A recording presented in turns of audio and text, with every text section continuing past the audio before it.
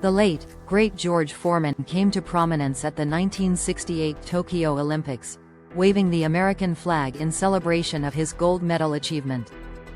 Many New World Africans were astonished at his display of patriotism. Just days earlier, fellow medal-winning Olympians Tommie Smith and John Carlos had lowered their heads and raised clenched fists, in protest at the treatment of black people in the United States.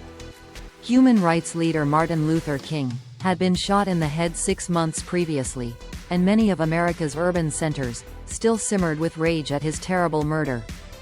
Black Power was the new rallying cry of 40 million black Americans, desperate to escape the second-class conditions of their internal colonies.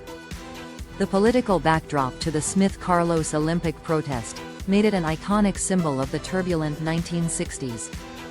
Muhammad Ali, stripped of his heavyweight title after refusing to be drafted into the Vietnam War, described the athletes' protest as the single most courageous act of the century.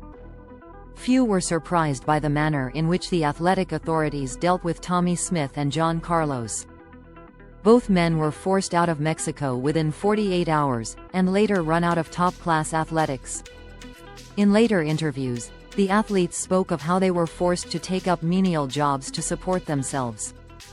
They received death threats and their relationships suffered.